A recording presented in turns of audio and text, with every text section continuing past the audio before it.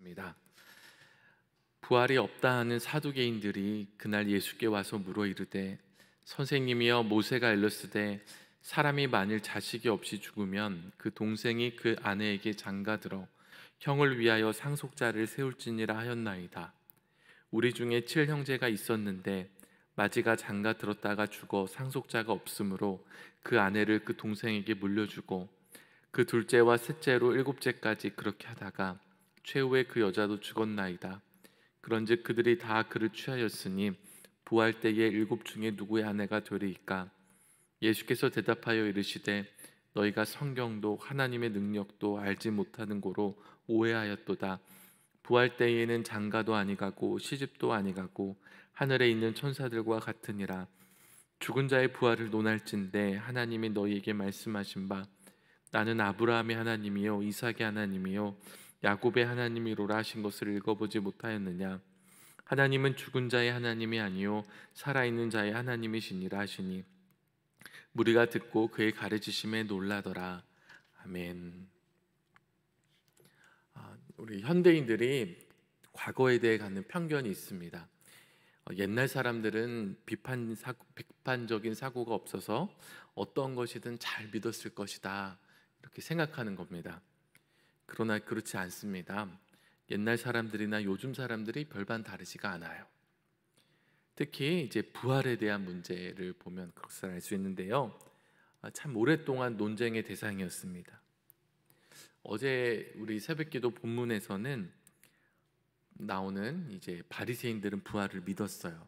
그러나 그들에게는 율법주의가 문제였습니다. 오늘 본문에 나오는 사두개인들은 부활을 믿지 않는 것이 문제였습니다. 이 사두개인들이 그냥 안 믿는 게 아니었어요.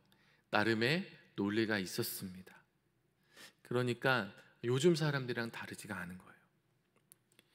하나님의 말씀인 성경에 비추어서 볼 때 부활이 있다면 논리적으로 모순이 된다고 이제 말하는 것 중에 하나가 바로 오늘 예수님께 묻는 질문이었습니다.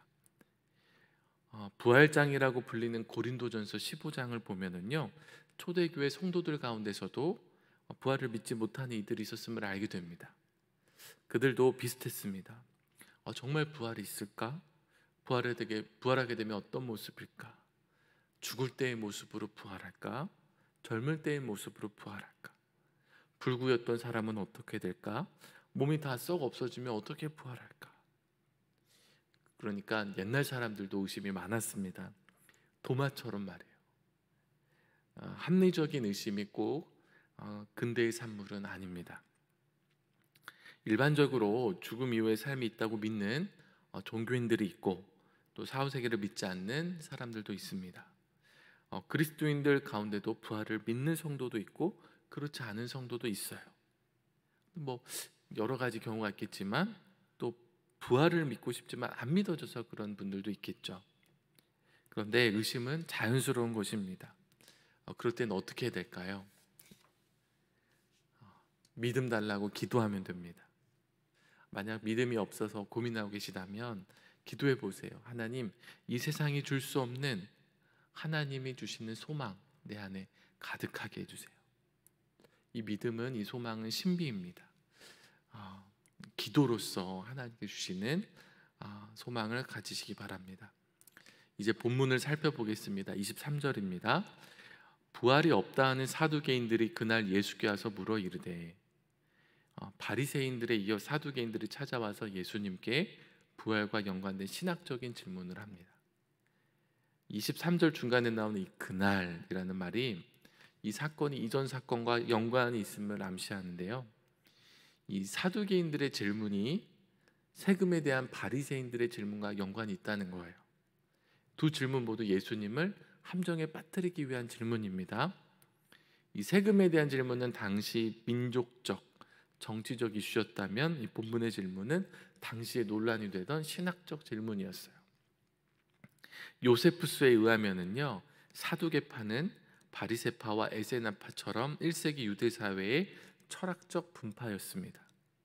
이들은 사내들인 공회의 구성원인 제사장 그룹이었고 모세오경의 권위를 극히 중시하는 보수적 입장이었습니다.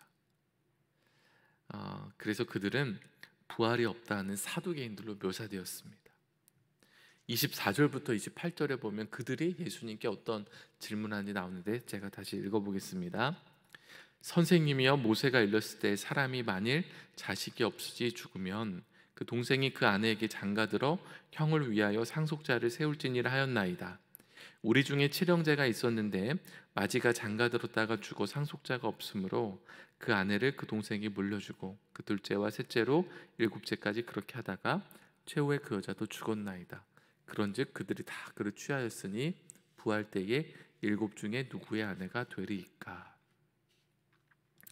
저 부활을 한다면 정말 이거 어떻게, 이런 난감할 때는 어떻게 합니까? 근데 이제 없다는 얘기죠. 부활이 이들의 이런 논리를 통해서 이들이 언급한 모세율법은 신명기 25장 5절에서 6절에 나오는 건데요. 어떤 사람이 아들이 없이 죽은 경우에 형제 중 한 명이 그 아내와 결혼해 가문을 잇게 하는 계대결혼법입니다. 이렇게 사두개인들이 예수님을 난처한 상황으로 몰기 위해 극단적 상황을 설정한 거예요. 예수님께서 이제 어떻게 대답하시는지 한번 보겠는데요. 29절을 보십시오. 예수께서 대답하여 이르시되 너희가 성경도 하나님의 능력도 알지 못하는 거로 오해하였도다. 예수님이 이제 그들의 질문 가운데 어떤 문제가 있는지를 보여주시는 거예요. 너희가 성경도 하나님의 능력도 모른다.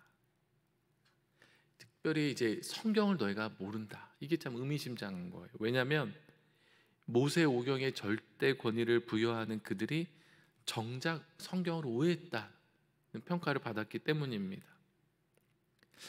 그리고 또 이들은 하나님의 능력에 무지했는데요. 그것은 그들이 잘못된 신관을 가지고 있었기 때문이에요. 요세푸스에 의하면 사두개인들은 인간의 자유의지를 강조하는 반면에 하나님은 인간에게 큰 관심이 없다는 그런 생각을 했어요. 이신론, 근대의 이신론이랑 비슷한데 하나님이 세상을 창조해 놓고 마치 태엽을 감아서 돌아가게끔 만들어 놓고 관여하지 않는 것처럼 그런 신관을 가지고 있었기 때문에 그냥 내세의 심판이나 보상에 관심이 없는 오직 현세만 중요하다는 세계관을 가지고 있었습니다. 그래서 이 하나님의 능력을 몰랐던 거죠. 그래서 이들은 어떤 게 잘못됐나? 성경도 모르고 하나님의 능력도 몰랐다. 그리고 이제 30절을 보십시오. 부활 때에는 장가도 아니 가고 시집도 아니 가고 하늘에 있는 천사들과 같으니라. 하나님의 능력을 제한적으로 이해하는 사두개인들은 만약에 내세가 있다면 현세와 유세한 모습이라고 생각해서 현세의 관점으로 부활 이후의 삶을 상상했습니다. 근데 예수님께서 그 잘못을 지적하시는 거예요. 부활 이후의 삶은요, 현세와는 완전히 달라요. 천사들과 유사한 삶이라고 말씀하십니다. 하나님의 능력, 현세의 모습을 초월하는 이 내세의 모습을 가능하게 합니다. 제가 만난 어떤 분은 이렇게 얘기했어요. 영원히 산다고 하는데 그게 좋은 걸까요? 저 얼마나 당황했는지 몰라요. 영원히 살면 얼마나 지루하고 문제가 많겠어요. 그리고 천국에서 무엇을 합니까? 거기는 이제 볼링장도 없는데 이제 같은 문제인데요. 현세의 관점으로 부활 이후의 삶을 상상하는 거예요. 그런데 이 부활 이후의 삶은 지금이랑 완전히 차원이 다릅니다. 우리가 다 알 수는 없어도 성경에서 분명하게 말씀하는 건 있어요. 이 세상에서 가장 크게 경험한 기쁨도 천국의 기쁨과 비교할 수 없을 정도로 천국의 기쁨이 크다는 겁니다. 그 정도로 하나님은 영광과 기쁨이 가득한 자리에 우리를 부르고 계십니다. 예수님께서 29절에서 성경에 대한 그들의 무지를 언급하셨는데 이제 부활에 대한 그들의 견해가 잘못되었음을 모세 오경을 통해서 이제 반박하세요. 31절과 32절입니다. 죽은 자의 부활을 논할진대 하나님이 너희에게 말씀하신 바 나는 아브라함의 하나님이요 이삭의 하나님이요 야곱의 하나님이로라 하신 것을 읽어보지 못하였느냐? 하나님은 죽은 자의 하나님이 아니요 살아있는 자의 하나님이시니라 하시니. 이 말씀은 모세가 호렙산에서 떨기나무 불꽃 가운데 하나님을 처음 배웠을 때 하나님께서 하신 말씀입니다. 예수님은 이 말씀을 인용하신 후에 하나님은 죽은 자의 하나님이 아니고 살아있는 자의 하나님이라고 선언하세요. 이게 어떤 말이냐면, 하나님께서 만약에 부활이 없다면 아브라함, 이삭, 야곱은 죽은 족장들이에요. 나는 과거에 있었던 누구누구의 하나님이었어, 이렇게 자신을 소개하시지는 않았을 거라는 거예요. 이 말씀 속에서 우리가 간접적으로 느낄 수 있는 게 뭐냐면, 아브라함, 이삭, 야곱이 하나님 앞에서 살아있구나, 믿음의 조상으로서 영원히 하나님과 함께 사는 복을 누리고 있구나, 이런 것들이 암시되어 있다는 겁니다. 이 사두개인들은 이 모세의 권위에 아주 큰 권위를 부여하거든요. 모세가 하나님을 만났던 가장 중요한 순간에 하나님께서 자신을 소개하셨던 이 말씀을 통해서 예수님은 사두개인들의 질문에 대답하시면서 부활에 대해서 말씀하십니다. 저는 오늘 이 말씀을 보면서 예수님의 마음이 어떠셨을까를 좀 상상하게 되었는데요. 하나님이신 분, 하나님의 아들이신 분, 또 우리를 위해 영원한 조소를 예비하신 예수님께서 이 부활에 대해서 가장 잘 알고 확실히 알고 계신 주님께서 이런 질문을 받을 때 어떤 마음이셨을까 생각을 해봤어요. 예수님의 마음의 가장 중요한 목적 중에 하나는 아마 부활을 믿지 못한 우리에게 부활을 잘 전해주는 것이었을 것이다라는 생각이 들었습니다. 우리가 부활을 믿지 못하는 것들, 사두개인들이 부활을 믿지 못하는 것들도 아시고, 또 많은 사람들이 부활을 믿어도 제대로 알지 못하는 그런 상황 속에서 예수님은 아마 어떻게 하면 이 부활을 잘 믿게 할 수 있을까, 이 부활을 잘 전해줄 수 있을까, 이런 답답한 마음이 있으시지 않았을까 생각을 합니다. 여러분, 이 말씀을 하시고 얼마 지나서 예수님께서 정말 부활에 대해서 아주 놀라운 우리에게 증거를 주신데, 그게 뭔지 아시죠? 바로 예수님이 부활의 첫 열매가 되신 거예요. 부활에 대한 가장 강력한 증거, 천국을 보여줄 수는 없어요. 죽어야만 갈 수 있는, 그날이 와야만 알 수 있는 천국을 주님께서는 많은 비유와 또 말씀으로 우리에게 알려주시지만 직접 보여주지는 못하셨죠. 그러나 예수님이 부활의 첫 열매가 되어주셨어요. 봐라, 내가 이렇게 죽었다 사흘 만에 부활했다, 너희들 부활을 믿어라. 그리고 부활의 예수를 만난 제자들이 비로소 이제 교회가 되어서 하나님의 나라의 일꾼으로 쓰임받게 되었습니다.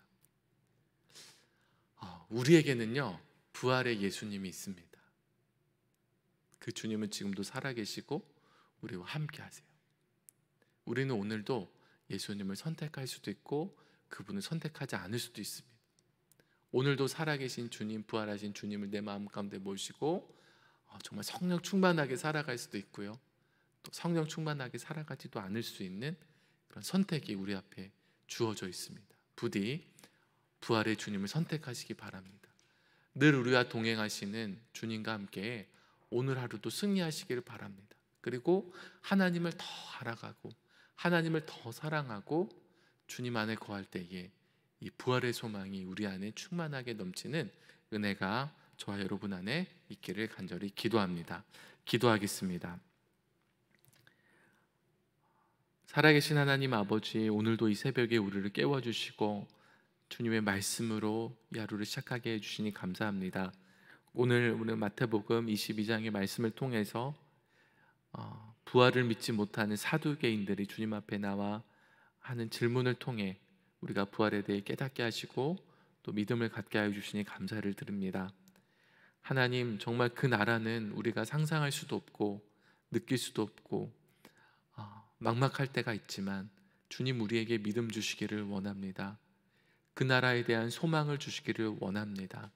그리고 부활하신 주님, 지금 내 안에 계신 주님, 성령 충만하여서 그 주님과 함께 오늘 이 하루를 살아가는 우리 모든 수표교회 성도들이 다 되게 하여 주시옵소서.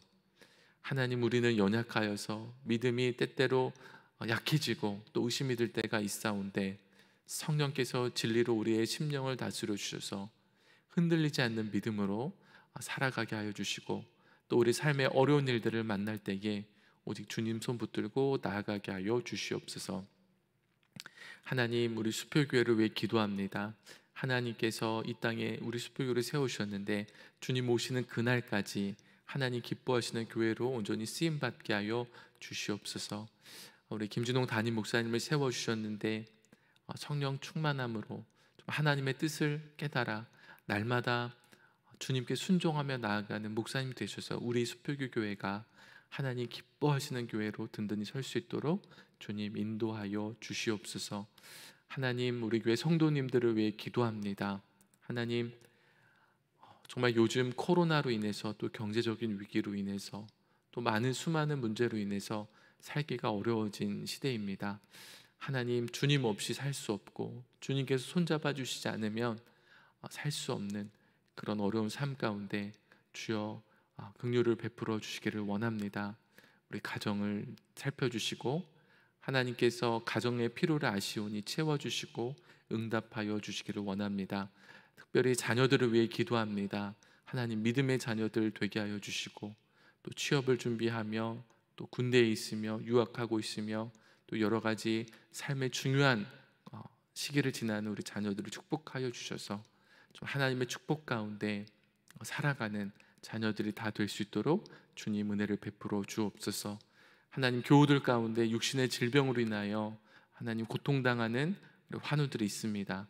하나님께서 함께하여 주시기를 원합니다. 몸이 약해지며 마음도 약해지는데 하나님께서 위로하여 주시고 더욱더 큰 믿음을 허락하여 주시옵소서. 그들을 돌보는 가족에도 함께하여 주시고 끝까지 사랑으로 섬길 수 있도록 하나님 힘과 능력을 더하여 주시옵소서. 하나님, 이 새벽에 주님 앞에 나왔습니다. 이 시간 이제 기도할 텐데 성령께서 우리의 마음을 붙잡아 주시고 또 우리의 기도를 이끌어 주시기를 원합니다. 오늘도 주님과의 깊은 교제 가운데 이 하루를 시작하는 우리 수표교회 모든 성도들이 되게 하여 주시옵소서. 이 아침에 주님 앞에 드린 예물이 있습니다. 하나님께서 그 기도 제목을 아십니다. 그 마음에 깊은 소원을 아시오니 주님께서 가장 좋은 곳으로 응답하여 주시옵소서. 감사드리며 우리 주 예수 그리스도의 이름으로 기도드립니다. 아멘.